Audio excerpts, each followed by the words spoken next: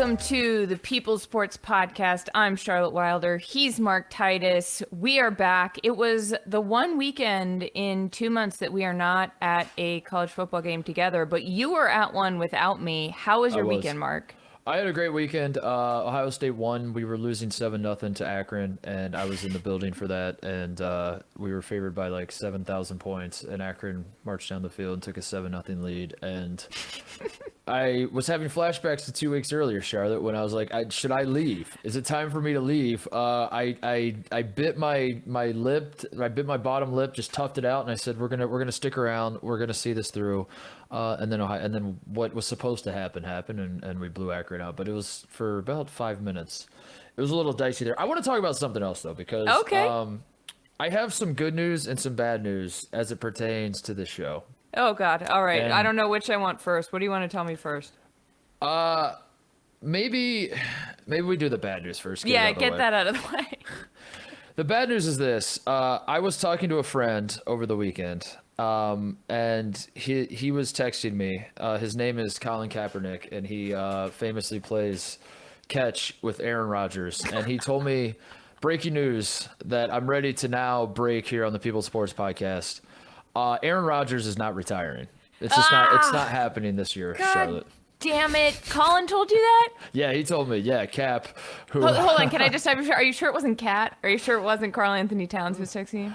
I don't know. I put it in my phone. It was just a number in my phone that was just Ka. It just says Ka, and then I forgot the last letter. I didn't know which one. But I got a text from the number, and it said Aaron Rodgers not retiring. That is the bad news. I don't know if you saw this, but Aaron Rodgers. What we feared the most is playing out here, which is that he looks happier playing football than he's ever looked before in his entire life. He's like hugging coaches and teammates on the sidelines. He's fist pumping. Mason Crosby hits the game-winning field goal, and he's jumping up and down with joy. And I'm shedding a tear just thinking, you're supposed to be doing this thinking about Hawaii, Aaron. What are we doing? He's not retiring. I don't think we've ever been so wrong about something. We've been wrong about a lot of things. Like I think we were even more wrong about Aaron Rodgers retiring than we were about the rules of hockey, which is really saying something. But the fact that it was Mason Crosby, the famous kick misser who makes the kick. And I mean, this is just like Bears fans must be devastated right now. But and then that was my thought, Mark, is that when I saw Aaron Rodgers jumping up and down on the sidelines, pumping his fist, my first thought was, I don't think I've ever seen him this happy in his career. Ever. Like, he won a Super Bowl, and that was the happiest I've seen him. And then my second thought was like, doesn't seem like he's gonna hang up his cleats. It doesn't seem like he's gonna hang up. Should we? Pardon me. So here's the good news. The good news I was gonna say is that Aaron Rodgers is still playing football, and he is the most fun football player to watch maybe that's ever lived. At least for like my personal opinion, I enjoy watching Aaron Rodgers play football than anyone else that I've ever watched play football before. So I like that part is I'm like, this isn't a bad consolation prize that I get to watch him be awesome. And how do you feel about his hair? Have we talked about his hair on the show yet? Not enough, but I do want to say, anytime that I see Aaron Rodgers mount an insane last, 30, what did he hit 37 seconds to win the game? Yeah, and he got them close seconds. enough. Whenever I see him do something like that, I think of you, because you've said many times, like, he's your most favorite, he's like the most fun to watch play. And he is. And I kind of think, I'm going to spin zone this for a second. I kind of think that our being convinced that he was going to retire made him playing well that much more fun. There you go. Because we had such low expectations, especially after week 1, where we were like, oh, it's done. He's going to quit after week 7. Now his playing this well and being this like magnetic to watch. It's just like, oh, not only were we wrong, we were so wrong that it's fun. No. We were right. I'm just still trying to figure out how we were right. I like your train of thought. We were right that way. Maybe Aaron Rodgers 1.0 retired. Who we're seeing now is Aaron 2.0, who after getting engaged has reevaluated his life. He realizes that football should be fun. And he's like, all this stuff I've worried about my whole life, it's nonsense. So he didn't want to retire from the game. What he wanted to retire from was the business part of football, Charlotte. and he's still now the guy we see out there is just a kid who loves the game. And I can't handle you right and now. it That comes is full like not. circle. He's back in Northern California playing last night against the 49ers, his childhood team. And that's Finally what we beats saw. him. Finally Yeah. beats him. Gets him back. Yeah, I think you're right. I think that we saw. No, here it is. Here it is. Aaron Rodgers, the Aaron Rodgers we knew, retired. This is the reincarnated Aaron Rodgers who. Yeah, maybe he even doesn't like look at his bank accounts. Maybe the business Yes. part, he's like, Yes. I am out. I am all in. This is a spiritual journey. Shailene, his fiance, very spiritual. Yes. And in terms of his hair, I think that's part of it. I think that's a part of his rebirth, his rebranding. It looks, I'm not gonna lie, a little straggly. Disheveled. Yeah, I think that's a kind way to put it. But when you play that well, it makes anything look good. Yeah, that's a good point. Yeah, we talked about this already. It's sort of a handsome heat check that he's pulling here. He really it's just is. like, I'm Aaron Rodgers. I can get away with anything, and that includes having ratty. The long hair is not the problem. It's that he obviously takes zero care of the hair. And Yeah, just that he lets- hasn't washed it in 4 hasn't weeks and he washed it. doesn't own a comb. That's the issue. Like it could. Did you see the State Farm commercial where he's like the rock star with Oh, yeah, Jake? yeah. And so his hair in that, they clearly groomed him. Like it's pulled back into Yeah. a half bun. It looks really good. Right. I was like, okay. And then you see him on the field and you're like, oh, so it's possible you're just not doing it. Yes, that's you ask him what products he uses, he says water. And you're like, yeah, what else? And he's like, that's Sweat. it. Sweat and water. Sometimes I'll spit into my hands and slick it back, and that's the So Mark, if Aaron Rodgers isn't retiring, what's our next retirement watch? That's a great question. I want to still make it Aaron Rodgers, honestly. Okay. If I'm being really, my tendency, as we've talked about ad nauseum, is instead of saying, that's part of being in sports journalism, is you don't want to say, or whatever it is that we're doing here. It's not journalism, but you don't want to say I was wrong. You want to say I was right. I just don't know how yet. And I'm trying to think of how, like maybe it was like he was so excited because. Here's a spin zone for you, Charlotte. Wasn't it a little bizarre that Aaron Rodgers was, we're in week 3, and he's fist pumping, and he's like losing his mind on the sideline? This is a man that's won a Super Bowl. This is a man that's won MVPs. He's done all there is to do in football. Why is he losing his mind about a week 3 game? And I'll tell you why. Perhaps, just throwing it out there, spitballing here. This was the last we saw of Aaron Rodgers. He decided Wow. that he was going to come full circle on draft day. He was asked about the 49ers passing on him. How much does it hurt you that you will not play for the 49ers? And he said, not as much as it's going to hurt them that they didn't draft me. That was his quote. Mm-hmm. So what if this was just full circle? He's going back home to Northern California to play the 49ers.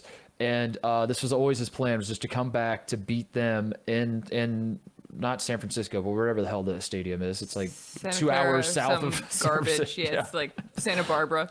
Going back to like Bakersfield to Going back to LA. and now that he was so happy on the sideline because he knew this was it. He pulled it off. Mason Crosby hits the game-winning field goal, and Aaron Rodgers is done, and he's off into the sunset. And I think the announcement we're going to get from him could happen at any time. It could happen as we're doing the show. I don't know. Okay. We might get the announcement. He's done. That's all So- he wanted. All right, before I figure out how we're going to spin zone this in week 4 when he hasn't retired, let me just say real quick, I think that you could be right because of his quote at the end, which he said, what did he say? Football, it's hard not to be romantic about football, It's or like hard not to be football's romantic. Yeah. I mean, What that a sounds quote. like a guy who's ready That to sounds ride like off a guy- into the sunset. Yeah. Hear us out. God, all I want in the world, all I want is for Aaron Rodgers on like Wednesday to be like, that's it, Yeah. I'm done. We will never have been... I have to say, yeah, I know. The part of me though that would be excited about being right or like thinking this was a possibility or whatever. I still think I want him to play. I think Yeah, I don't want to stop watching him play football. Yeah, watching him play, I was like, yeah, I don't want him to retire. This is awesome. This guy's awesome. He's unbelievable. Yeah, like which is so saying good. something. Like if our commitment to a bit, if we are willing to put someone's athletic ability before our commitment to a bit, that means he's got to be pretty good. Yes. Yeah. So I'm here he's for it. So I will punt on Aaron Rodgers for now. I don't know. I will. See what you did I won't there. punt. You know what I'll do is I'm going to take a delay of game and move it back 5 yards. and then we're gonna reassess. I'm gonna give my punter more room to work with. I'm not ready to punt yet. Do you want to talk about? Oh no, we'll call not timeout. maybe take a delay game. I'm gonna run down the clock. You know what the real answer is? The retirement watch we should be locked in on is Urban Meyer. I have a vested interest in Urban Meyer because I went to Ohio State and I remember cheering for him or his teams at least. I was never a huge Urban Meyer fan. That was always a weird one for me. It was always like I don't love the guy, but damn it, I love winning. He loves winning, and he does it. I love looking up at the scoreboard. The number next to Ohio State is greater than the number next to that other team, and that's pretty damn cool. So I kind of have a vested interest in how the Jaguars situation checks out. Do you care? Do people care about it? Because I do feel like people are sort of talking about this. So like every time there seems like to be a new quote that comes out that Urban Meyer, I forget who he was talking to, that said it feels like we're playing Alabama every week. And there are other reporters I'm seeing that like everything they're talking, all their sources out of Jacksonville are telling them it's like a kind of a train wreck and it's whatever. So I'm seeing a lot of it, but I also understand that I might just live in a bubble where like Urban Meyer news will get to me more so than it will to you, you know? No, I care about it. First of all, his quotes are pretty funny. He was like, everyone go to sleep knowing there's no one working harder to flip this thing. And I was like, that's what? I was like, is that me trying, like, are you trying to move a mattress? Like, what's going on here? But I care because I get very invested in rookie quarterbacks. I love, like, Trevor Lawrence. I really would love to see him be great, and I would love to see him be put in a position to be great. Like I got very attached to Joe Burrow last year, which makes me very excited to go to LSU this coming week. But I think these they're kids. They're so young still when they go into the NFL, and they have so much potential that when they go to the worst team, I know that's how it works. Like I know that's how professional sports work. Mm-hmm. If you're a bad team, you get to pick first. You get the best guy. It is still deeply frustrating to me. So I would love to see a win. I would love to see a game where Trevor Lawrence just like pops off, has a game of his life, and then even if Urban retires after week 8, like at least we got that one. I think people are invested because Trevor Lawrence has been the storyline of college football and the NFL for the past 3 years. Yeah. So I do care in that sense. You're invested in that part too. Yeah, of the chart. I have a red hot Trevor Lawrence take that I developed about 15 minutes ago. All right, let's hit me with it, Mark. I saw a picture of Trevor Lawrence on Instagram dapping up JJ Watt after the Cardinals and Jaguars played. Mm-hmm. And Trevor Lawrence is jacked out of his mind. He's got just huge arms. I mean, I guess like for football standards, I guess they're not like, he doesn't look like Aaron. No one's mistaken him for Aaron Donald, but he's got very big, he lifts weights. We'll put it that way. He's a weightlifter. And it turned me off, Charlie, because I started thinking about it, and I was like, Aaron Rodgers looks disheveled. He looks like, we saw him shirtless this summer, and the man won the MVP.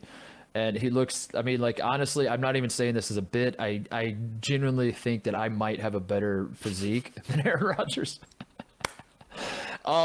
Meanwhile, you have Tom Brady. I don't know if you've heard of this guy, who...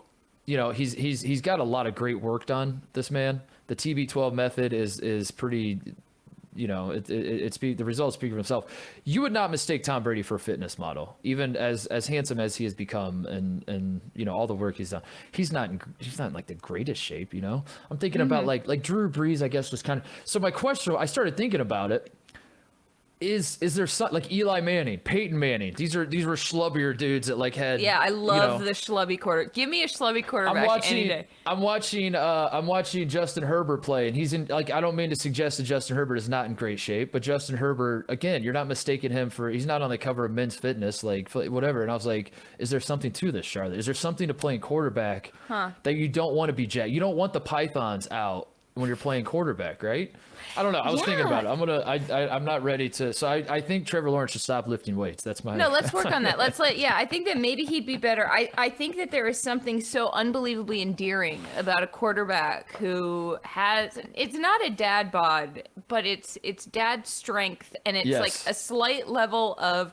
What it is it's the ability to be so great and also not care quite. It's relatable. They're relatable. They're these people that you look at and you're like, oh, I kind of know someone who looks like that. You look at Trevor Lawrence and you're like, from the hair to the body Like Yes. it's like he's a blonde Ken doll and sort of I once compared him to a beautiful Afghan hound, like he's best in show. Maybe he needs to be a little bit more a man of the people, and That's then what I'm wondering. I think you might be onto something. That's what I'm wondering. The one hiccup I have in this theory that I again just came up with 15 minutes ago is Drew Brees. The one hiccup? Yeah, tell me the one hiccup with it. Drew Brees, I just thought of him. He had the big bicep vein, but I'm wondering, was Drew Brees jacked, or was he just like, did he just have not a lot of body fat? Because there's a difference. Was Drew Brees really that strong, or was he just like skinny and he had the bicep? I don't know. No, Drew Brees was jacked. Forget I said anything. I got to go back to the lab. Go back to the drawing board. I'm going to end this one with Drew Brees was jacked. Okay. Drew Brees was jacked. Speaking of Justin Herbert, because I mentioned Justin Herbert. Can we do it? Can we do it? Is it time? I had an idea for a bit I want to do on the show called Let's do it. This Just In. This Justin. Or This Justin.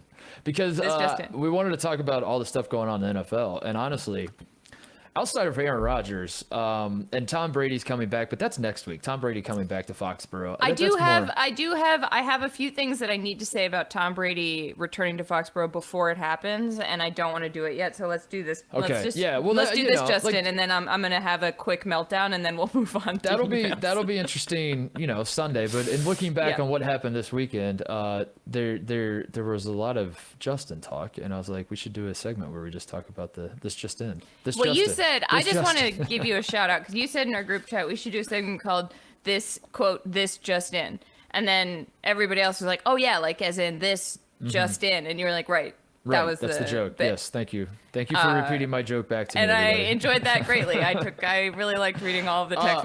But I also think we could call it "It's Just in Time." So it's just in time. So which Justin? Let's start with Herbert. Let's start with Justin Herbert. Okay, yeah, we can start with Justin because Justin Herbert is Justin Herbert's amazing. I guess we start with that. He is I want to talk because I watched this game on a flight. I went to Columbus. I was back flying back to LA, and I'm on a plane watching the Chargers and the Chiefs, which is more like I understand now why people talk about watching games on a plane because it really does feel like I'm sort of an athlete trying to figure out how the Wi-Fi can work and what app I can use to watch. Yes. You know what I mean? Like, I've always wondered. I've never really flown during football season like this before until this year, and I remember how many times I've heard like other podcasters I listen to talk about like games they've watched on a plane. And I was like, who cares about it? And then I did it myself. I was like, oh, I get it because it feels like a triumph that I got it to work. It's special. I watched the Alabama game last week on the way back from Norman, Oklahoma. We left that afternoon. I watched the Alabama game on an airplane, and I was like, this is sorcery. How am I doing this? This is so cool. Yeah. So I'm getting grainy feed. It's like cutting it out, and but I'm so invested in the Chargers and the Chiefs. And I just wanted to say, I guess, that I kind of love Justin Herbert, not because they won, but I just love watching Keenan Allen and Justin Herbert play. And Tate, who I do another show with, Charlotte, has got me drinking the Chargers Kool-Aid because I don't know if you're aware of this. Tate bought season tickets for the Chargers. You're kidding me. I didn't know that. Really did. And he's just like he'll just text me stuff about the Chargers all the time because he loves the Chargers. That's what the Chargers need. They need, but Justin Herbert is doing that for the Chargers. And I wanted to make this point. I guess this is the big bullet point I have. This just in. Talking about the Chargers, there's a sense I can say this as a native of Los Angeles Jesus Christ, yeah, all right, okay. There's a sense around this city where I live, LA. By the way, people, I every time I go back home to Ohio, I talk to all my friends and I pull that on them where I'm just like, where I live in Los Angeles, where I live in Hollywood, where I live, where they make we movies? Don't have this. Yeah, we don't have this in Hollywood. We have in Hollywood. In LA, there's a sense that the Rams and Chargers show up. They build SoFi Stadium, and at the same time, though, we know this. There was a sense that the Rams would assume the Lakers role in this city, and the Chargers would be the Clippers, and they're the afterthought, and nobody cares about the Chargers. And if you watch the Chargers games on TV, it feels like half the crowd is cheering for the other team. And are there even any Chargers fans? This is hilarious. The Rams run. And I just wanted to say that that whole idea is based on nothing. Like it's very stupid because the Rams were here like 1,000 years ago with Eric Dickerson. Like that's why we're going to care about the Rams more than the Chargers. What I'm saying is the reason the Lakers matter more than the Clippers is because the Lakers won 1,000 NBA titles, Charlotte, and the Clippers have never won anything. And I guess like there's more of a tie to the city of Los Angeles with the Rams. I understand that because of again 1,000,000 years ago when they played in the Coliseum.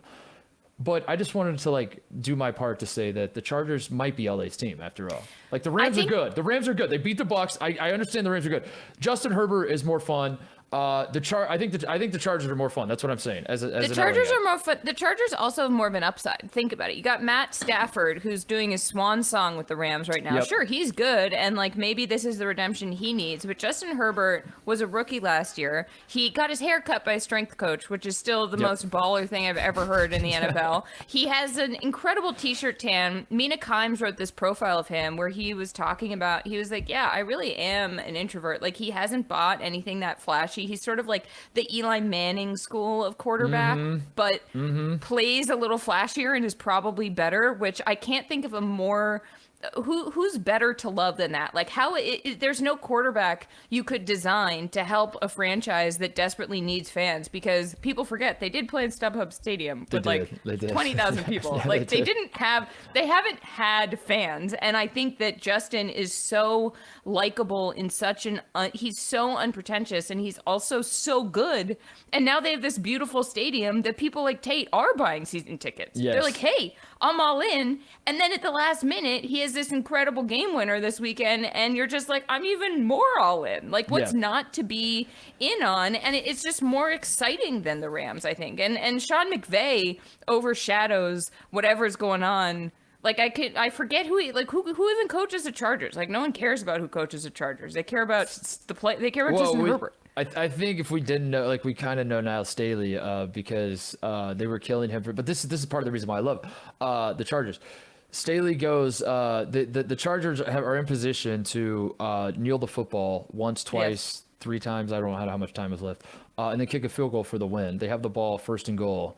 And they decide, and Justin Herbert throws a fade for a touchdown to give the ball back to Patrick Mahomes. And everyone's killing the Chargers. They're saying, why would they do this? This is stupid. All you had to do is kneel the ball and kick the field goal at the end of the game, and you win. Why would you give it back to Patrick Mahomes? And then they trot out the kicker for the extra point, and he misses the extra point. Right. You're like, maybe that's why. Maybe maybe he's onto something. But they just made ballsy decision after ballsy decision. They went for it on 4th down a handful of times, if I remember right. If I were a coach, by the way, I would always go for it on 4th down. I think I've said that before. Yeah. Every single time. Always go for it on 4th down. But I get maybe this is a beautiful marriage. Maybe this is the beginning of, but neither Staley nor Herbert, like they don't overshadow each other in the way that I really do think Sean McVay sort of has a monopoly on the Rams. Yeah, this just in, I think. I think the Rams they were like preordained a little too much. It feels a little manufactured. I think the Rams come back to LA and it's all like this manufactured deal that like you're going to shove down the city of LA's throats and this is going to be LA's team and I think the Chargers, by not having fans, have endeared themselves to at least me. I don't know about the rest. I'm not going to speak for everyone in my city where I live, Los Angeles. In your hometown. In my hometown, as a diehard LA guy. Yeah. But I find myself like, because they play at the same time a lot, and if this happens on a Sunday this season and the Rams and Chargers are playing, I'm going to be watching the Chargers. The Chargers are more fun. They don't have that sense of like. I don't know what I don't know. It doesn't feel like this is a whole preordained shove down my throat deal. In fact, it's the opposite, because part of the reason the Chargers don't have fans is because everyone in LA seems to not love the Chargers because the Chargers are San Diego. And San Diego is not LA. It's like, that's their team, that was their. But then they moved to LA. And now everyone in San Diego that did love the Chargers hates the Chargers because they moved from San Diego to LA, and they're like, LA is not us. But everyone in LA still sees the Chargers and thinks of San Diego, and then it just kind of, so they have no fans. But if you actually like look at it and you didn't pay attention to the laundry, to the uniforms, and you actually like looked at the players. The Chargers are so much more fun. The Chargers are 100% more fun. So hear me out. That's it. What? I just thought I have a hot take. The Chargers are Prince Harry, and the Rams are William. Yes. And everyone yes. was like, William's the guy. William's He's gonna be the guy. king someday, maybe. He's going to be the king. And then Harry's like, hold on a second. I'm going to move. And you're all still going to think of me a little bit as this English guy, but I'm going to become LA's dude. I'm going to get a deal with Netflix. And he wasn't preordaining. There was no weight on Harry. Harry was sort of the joke. He could do whatever he wanted. And now here comes Harry, monopolizing the media, clearly coming out on top, making the palace look awful. He's unassuming. He and Justin Herbert sort of have the same vibe. I don't know. I think that's what it is. I think that's exactly it. The Rams have some sort of entitlement to them that the Chargers don't have. And Justin Herbert the Rams have a better player than, I think Justin Herbert said it the opposite. I think Justin Herbert is more exciting, as good as Aaron Donald is. And I don't know. The Rams are a good team. I'm not saying that the Rams are not a good football team. But there's Justin Herbert's so much more the future. fun. Yes, Justin Herbert's the future, and he's so much more exciting. And for that reason, I'm a Chargers guy. So I think that's it. I think I just wanted to officially announce on the show that I'm in a recruiting battle. I don't know where my LA's loyalty should lie when it comes to these football teams. This just in. I'm picking the Chargers. I love it. We're a Chargers podcast now. Okay, another Justin I want to talk about is Justin Tucker. Yes. Who set an NFL record with a 66-yard field goal. He is a guy who doesn't miss. Justin Tucker is a guy who, when he misses a field goal, which he did earlier in that game, you're sort of like, uh-oh, is the world off its axis? And even this one, 66 yards, you're like, I don't know, man. I don't know if that's physically possible. He hits the crossbar. Yes. It goes in. He does it. This Justin is making himself even more of a legend. I didn't think he could be. I didn't think he could make himself any better than he already was, and then he did this. Can we juxtapose the Chargers situation to the Ravens situation, which the Chargers they have a chip shot, I forget how far the field goal would have been to win the game. But it was 20 yards or something. It was something around there. It would have been a 20-yard field goal to win the game. And Brandon Staley looks around. And he's like, no, kickers, I don't like them. Don't need them. Don't want them. Don't want to try them. No, not for me. I'm gonna try to throw a goal line fade for the win, and it works. Meanwhile, the Ravens. It's crazy to me how I think that's what makes Justin Tucker stick out so much, is that it's crazy that in a profession that we all think of failure. When I talk about a kicker, lining up for a big kick, the first thing that comes to most football fans' minds is that one time their team blew it because their kicker missed because this has happened to everybody. We did a whole episode on this. And Justin Tucker is the exact opposite, and that is actually insane if you stop and think about it. That he for a kicker to go up for a game-winning field goal, it's an NFL record, 66-yarder, and I didn't think he was going to make it. I was also watching this on the plane, by the way. They cut into this game, and I'm sitting there on the plane. No one else is watching. I'm just living in my own little world, looking at the headrest in front of me. I'm looking around, and everyone's knocked out. And some guy's got his shoes off and over here. Classic. Some guy's eating fish over here. Whatever. Some guy's got his mask down to his chin over here, and he's like, I thought I pulled it, whatever. And I'm locked in. I'm like, how is nobody watching this? Whatever. And even though it was an NFL record, and the circumstances said this is probably not going to go in, I was like, I think he's still going to make this, because this is Justin Tucker. If it's anybody else, there's no chance whatsoever. We just got done. So who's the was it Matt Prater? He's on the Cardinals that tried the 68-yarder. He had just tried that 30 minutes earlier, an hour earlier. I also don't. Why would you try that with anyone but Justin Tucker? Yeah, that's true. Even with Justin Tucker, it's a little insane. But I love so much. I think that also speaks though to Harbaugh knowing. I think that I think a kicker is a very psychological position, and maybe part of this is that Justin Tucker has been told his whole life, "Hey, you're really good. You're gonna make this. Ooh. We're gonna put you in positions to try to make this." And so he makes it. And maybe if you're the guy in the Chargers, and you're being told we don't trust you for this 20-yarder, when you have a 34-yarder to make, you're just not going to make it because you don't maybe you need to be so pumped up and it's people telling you you're so great all the time as a kicker that you believe it. And maybe that's Justin Tucker. I don't know. That's my take. Maybe. Yeah. I'm sure you're right. More kickers would make it if you put them in to kick. I'm sure 66-yard field goals. I'm sure there's a snowball effect that goes into it where it's he's obviously that's not why he was good when he started doing this, but at this point he probably does walk out there and he's like, I'm Justin Tucker. I'm the shit. I'm not going to miss this. I don't miss. That's not what I mean, like the same with Brady. The same with Tom Brady. It's like that like when Tom Brady is playing in a Super Bowl that the other team is like, Tom Brady knows that the other team is thinking, I'm going up against Tom Brady. And that makes him more confident, which makes the other team a little less confident, which makes him more, and it just starts snowballing. Oh, Maybe yeah. there's something to Mind that. games. That Justin Tucker was, but how perfect is it that it happened to the Lions too, by the way? Like if there's one team you had to think about to lose this way, it wasn't just the kick. It was the 4th and 19 that set up the kick. It was the delay of game that goes uncalled. And then it's right. The Ravens, let's just start this out. The Ravens should not have been able to do that. Yes. Like they shouldn't have been in a position. No. That wasn't like fair. That was wrong. Like we're glad it happened, but it was wrong. It was very, very stupid. But I don't think I've ever been the more I think about it, the more I'm like that might have been if that happens in the Super Bowl, that might be the greatest football play of all time. That Justin Tucker hit a 66-yard field goal. That hits the crossbar, goes in. Under those circumstances, when they were facing 4th and 19, insane, absolutely insane. But it didn't happen in the Super Bowl, so I guess it's not. But anyway, no, but it might be one of the greatest plays of all time, and it is just cruel at this point to do this to the Lions. Like, what did the Lions ever do? Like, what deal did they make? Like, who did they curse? What witch has something against them? Like, and also Dan Campbell, who looks like a guy who eats raw meat for breakfast. Like, that's got to be pretty.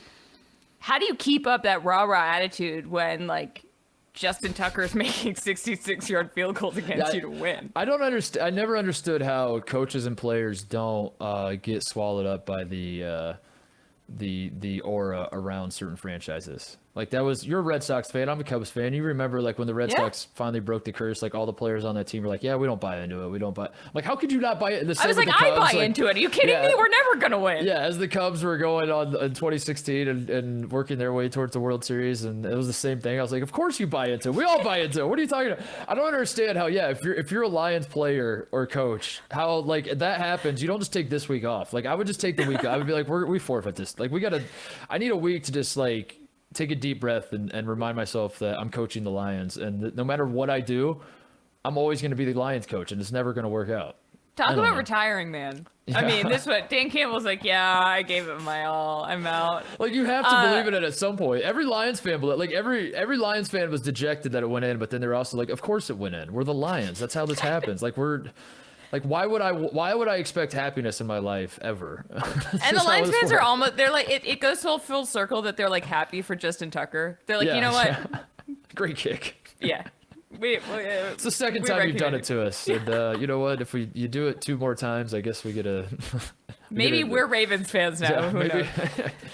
There is one more Justin, though, which is less of a good Justin. This is the sad Justin, especially for you as Justin Fields' #1 fan. What did he have? 29 passing yards this week? This just in. Matt Nagy's got to go. I'm personally firing him. I don't know. I'm not even a Bears fan. I'm a Justin Fields fan, and so I just want to clear up that because that's going to get more confusing as you listen to me want Aaron Rodgers to retire and Justin Fields to be great. You might think, wait a second. No. Are you a Bears fan? No. That's not what's happening here. No. I need Justin Fields to be great for personal reasons. It has nothing to do with the Chicago Bears. I don't care if the Bears win a single game. If there's a way Justin Fields can become the greatest quarterback of all time without winning a single game, that's cool with me. That's fine. I'll take it. Mark's cool with that. I think it's going to be difficult for him to do that, but I would absolutely love that. This just in, Charlotte. The national media is doing a fantastic job, and I just want to applaud our colleagues of pointing the finger at Matt Nagy. Don't you dare blame any of this on Justin Fields. That offensive line is garbage. These play calls are garbage. The Chicago Bears as a franchise might be garbage. That's the one thing I worry about is the Bears might just be, the stench of the Chicago Bears might just swallow Justin Fields alive.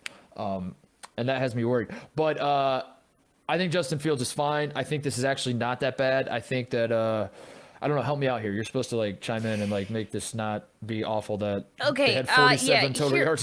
So here's what I have to say. Even though Justin Fields essentially, he was sacked. Right. All right. So he had here's more the thing. sacks. He was sacked more times than he completed passes, Charlotte. Yes, he was. It was 9 times, and Myles Garrett did a real number on him. And it's that's the sort of, like, last year I got so mad at the Bengals. I even wrote an article called "Protect Joe Burrow." Like, that's how I feel about Justin Fields. Like, protect Justin Fields. Matt Nagy's just sending him out there to get rocked every other second. Here's the spin zone I'm going to give you. Maybe, maybe this is actually maybe he's getting it out of the way now. Maybe get it out of the way now. Maybe Justin Fields loves Ohio State so much, and he's such a true Buckeye that playing back in the state that he loves so much, he thought, I'm gonna make Ohio State fans happy again by losing to the Browns. And that's all that was. Maybe the Bears are tanking, and Justin Fields is his galaxy brain. He's like, if we win football games, we get a worse draft pick, and then we're not good next. Maybe he's tanking for them to get a better offensive line. Anyone ever think of that? Yes, that's what he's doing. If the Bears lose every game, they're gonna get better. Also, maybe he's tanking so that Matt Nagy gets fired. Maybe he's thinking Matt Nagy gets fired. Maybe Justin Fields is puppeting the entire situation. Yes, Justin Fields could have won that game. He could have. He simply, it's fact. It's a fact. Yeah. I watched it. He chose not to for the good of the team and his future. Yes, because if he wins that game, Matt Nagy probably gets a contract extension after the game. And he's like, I'm purposely going to lose this game. We're going to get a better draft pick. We're going to get a better football coach. And away we go. And next thing you know, we're going to look up and, God, I go. Do you feel better now? Did that help? I don't know. I almost, I don't know. He'll be fine. The good news is all of the rookie quarterbacks seem to suck. Yep, everyone. They all suck. So there's bad. that. Except Trey Lance, who got in for like one play and scored a touchdown, but you know, he's just in a good position because he's a coach who like maybe knows what he's doing. And Kyle Shanahan, Zach Wilson is on pace for 37 interceptions this season. Like, what do you do if you're a Jets fan? What do you do if you're the Jets? Like, you just point to Peyton Manning having the record already and just say, like, you know, this is actually good. That. People forget that. We're not mad because, like, this just means he's the next Peyton Manning. That's all that means. And you just find that silver lining.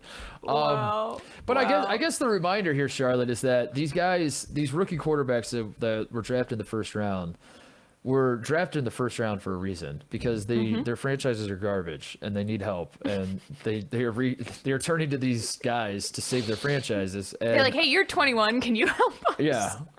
And I guess, like, maybe we shouldn't be surprised. There have been, we always like Justin Herbert last year was awesome, but if we remember correctly, Justin Herbert like wasn't drafted by the Chargers to be the guy like right away.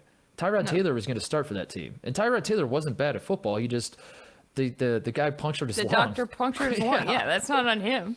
So for all we know, like, Justin Herbert might not have even started a single game last year.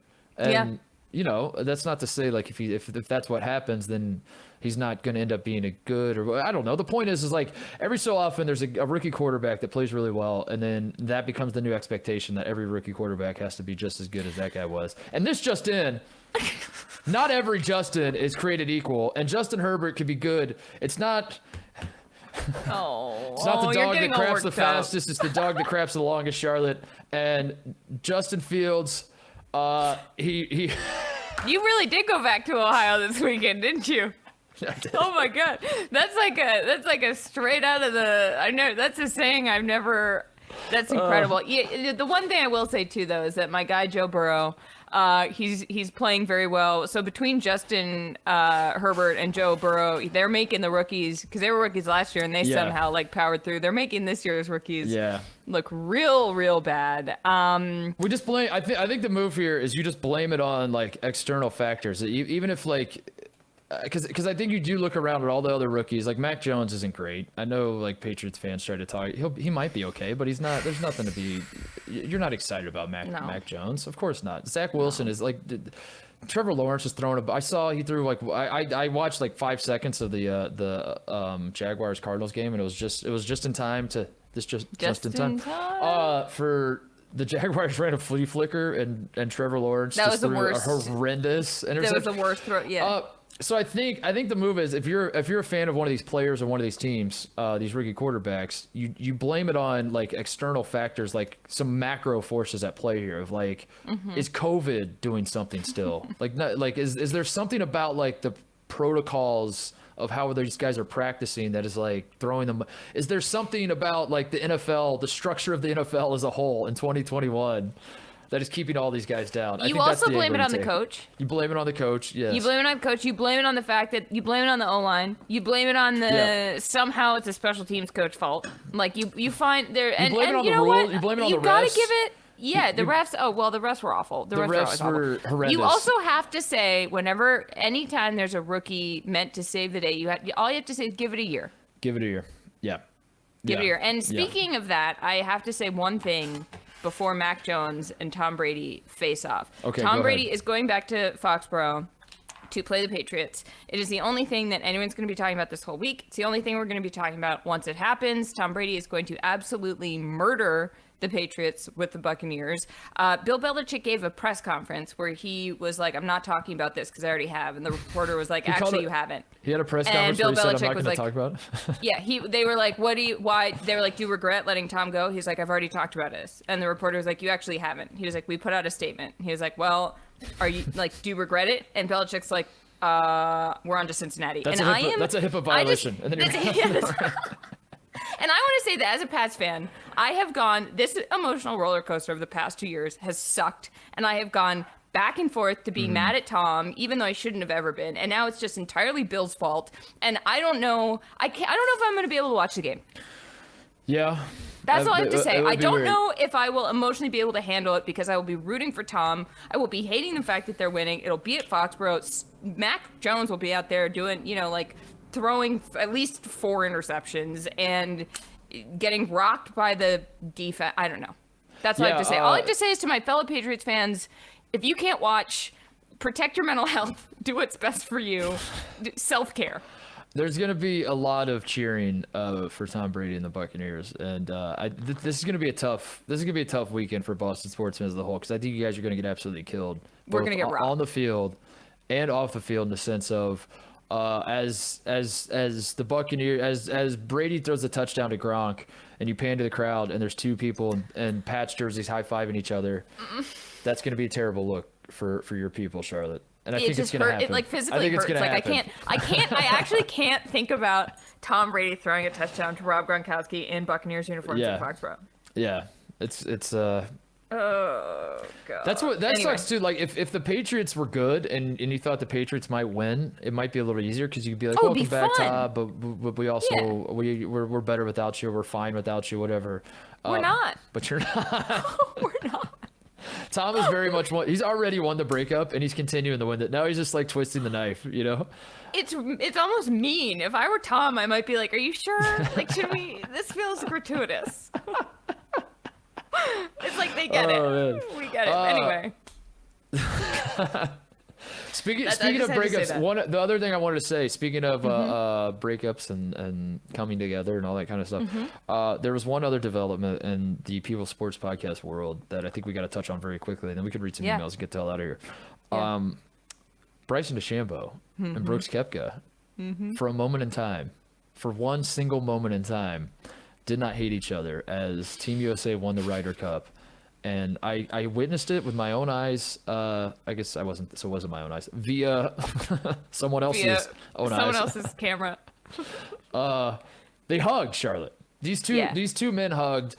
We have talked about Bryson DeChambeau on the show a lot, and by we I mean mostly me. But USA won the Ryder Cup, and I just want to acknowledge that, especially because we talked about this too of what is it going to take in the world of sports for people to rally around patriotism again, because we were talking about that with the Olympics, and as it turns out, maybe it's the Ryder Cup. Maybe the whole time the Ryder Cup was staring us right in the face. No, it wasn't just the Ryder Cup. It was Brooks and Bryson playing together in the Ryder Cup. The stakes were so high. You had these two guys who have publicly hated each other and trolled each other. As far as we know, I mean, who knows? Maybe this is all just wild performance art, but they come together for the good of the country to give Europe its worst loss yet. What was it, 19-9? Yeah. Yep. And Justin Thomas had one of the funniest quotes I've ever heard afterwards. He says, I think before this is all over, we should have Brooks and Bryson hug in the middle of the room, he said during the post-match news conference. To prove how much of a team we are, they are going to hug. Kiss. Make out. Kiss. And it's just like, what? Yeah. Is that the weird? Like that's the No, weirdest. that's what I guess like this is why I was harping on it before the Olympics. This is what patriotism does to you in sports, Charlotte, is that it makes a guy like Coach K likable when he's the head coach of the US men's basketball team, and suddenly I find myself where I'm in a position to not only cheer for Coach K, but like I am spouting the same propaganda that Duke fans have spouted for so long, where I'm like, there's not a better man for the job. He is going to lead our boys to gold. He knows more, but and I'm saying all these things because I'm so excited because he's representing the country. Kevin Durant was the same way. Kevin Durant like he led the U.S. basketball to gold, and I don't know. Now I'm back to not liking Kevin Durant that much. So, but there's a time limit on this, Mark. You don't like Coach K. You don't like KD. So No. long are Bryson and Brooks? Like what? That's a is it great like question. a week or That's is a it like great 2 question. days? Is it a month? Like when do they go back to trolling each other? Right. They're probably already back to it. They're probably. You know what I wish? You know what I wish? I wish that when they'd hugged, Bryson had or Brooks had put a thing on Bryson's back that said "kick me." That's all. That would have been. That would have been just too reached good. back and just gave him a big wedgie. And But I don't think they actually hate each other. Like I think that's No. I don't know. We don't need to talk about it. But I think that Hey, is a little Bryson bit of Brooks, come performance on the art. show. Yeah, I think if you ask Brooks how much do you hate Bryson, well, he'd say he hates him a lot. But I think ultimately it's less that he hates Bryson and it's what he hates what Bryson stands for. That's my theory. There's a He's difference. also in. Like, They're both. It doesn't matter what they feel now. They're both in too deep. Yeah. They could be just best friends, and they'd be like, "Oh shit, sorry, I got to post something mean about Yes. you," and they'd be like, "All right." So I get it. think ultimately when you see another human being wear the same red, white, and blue outfit that you have on, and there's a trophy that you're both holding up, I think you're just like, what am I doing here? This is You stupid. make out. This is you just And give then a you big make hug, out. there it And is. then they kiss. So, all right. All right, let's do one email here because we got to get out. But I'm gonna pick. I'm gonna pick the best one. Pick the best one. No bad emails, please. Here it is. This is a callback. This is a callback to Rosenbaum, which is our Yosemite Sam origin story. It's from Daniel T. He says, "Hi, Charlotte and Mark. I wouldn't say the curse sponsored by Dos Equis is over yet. The home teams are now 1-2 as of this writing, Wednesday. Oklahoma did not cover the spread either, so you two can't get off the hook that easy. You two were onto something, talking about what are Texas and Oklahoma. Geographically and culturally, Texas is its own thing, and Oklahoma is Texas's hat. Which brings me back to Yosemite Sam. Sam Yeah. seems like he'd fit in with the Texas-Oklahoma aesthetic. He's not a coastal person. He's too wild to be from the Midwest or the Pacific Northwest. He's a touch of the Old South, for better or worse, like Texas and Oklahoma. If Sam were dropped into 2021, which college would be the best fit for him? Texas, Texas A&M, Oklahoma, Oklahoma State, Texas Tech, or a wild card like TCU, Baylor, SMU, Colby, Ohio State. Thanks as always, Daniel." I think it's got to be Texas Tech. That's the one that comes to mind immediately because their nickname is they're red? the Red Raiders, and I just feel like it just works. But this is a great point. I'm trying to you know where I'm going with this. I'm closing my eyes. I'm picturing the back of a semi truck, the mud flaps, and Yosemite Sam is shooting guns, and it says "back off," and then there's a college logo right above it or right below it. And what is that college logo? I do see Longhorns. I do. I was going to say, it's Texas. I see the Longhorn logo. I don't You know know if I see why? the TT. It's I don't his know. mustache. The The Longhorn logo looks like his mustache. That's what it is. I think that Yosemite Sam is a UT guy. I think the reason Texas Tech comes to mind is because I'm pretty sure Texas Tech's mascot is basically Yosemite Sam. Google that real quick. I'm going to do the same. I'm pretty Raiders, sure. isn't it? Texas like- Tech Red Raiders. But I'm pretty sure it's like, it is just Yosemite Sam. And I don't know if that makes it better or worse. I gotta go to images here. Like Let's check this that out. might make it the obvious fit, but it also might be like No. Well, their new logo, they got like 2021ified. Their new logo is like a slick guy on a horse, but yeah, it basically is Yosemite Sam. Texas Tech though Texas feels Tech a mascot. little. Do you see this? I mean, I'm only seeing. So go No. Google Texas Tech mascot right now. Okay, Texas Tech. Just Google mascot. How am I so bad at Googling stuff? Texas Tech mascot. Oh my God. God damn it. Yeah, Yosemite Sam. that's Yosemite Also, Sam. you know what? I think it's Texas Tech because Texas Tech feels way more chaotic than any of the other Yeah. schools for some reason. Like, I don't Yeah. have anything to back that up. I think Texas Tech and I think chaos. And That's I think true. Yosemite Sam and I think chaos. I think it's So It's similar to what we were saying about the Rams and Chargers. Texas is the Rams. There's like this aura, this sense of entitled, or like the sense of like we represent something. We are this, and Texas Tech is just a loose cannon off to the side that like is chaos, as you said. So Yes. I So think we solved it. I think You that did might be But Texas Tech. Anyway, congrats to Sam on graduating from college. There's literally it's just Yosemite Sam. I mean, Literally, I'm on page 4 of these results, and I'm just like, my mind is the picture of Yosemite Sam and whoever this guy is are just merging together, and all it's the I same see is one of this. I clicked on one where he's holding 2 guns up in the air, standing in the middle of the field, looking up to the heavens. Yeah, put that on one flip. Hey, by the way, last thought, the curse. I had someone point this out to me. What if, and hear me out on this one, the curse was not ours, ever. It's never been a People Sports Podcast curse. It has been a Big Noon kickoff curse. And we were just along for the ride for the first 3 weeks because we take 1 week off. They go to the Notre Dame-Wisconsin game. Wisconsin is favored. Home team. Well, I think Notre Dame was technically the home team. I thought Wisconsin was the home team because hear that's me why. out on Wisconsin was favored in the game, and they got destroyed by Notre Dame. So I gotta say too that I love and respect our colleagues here at Fox, and whoever's making these decisions. I hope you continue to sign my paychecks and that they keep coming on time.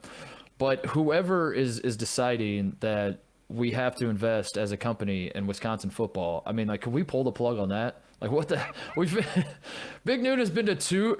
There's been 4 weeks of college football. We've done 2 Wisconsin games. Wisconsin's a bad football team. What are we doing? And I know we're going to do more. I'm pretty sure they play Michigan. They're probably going back again.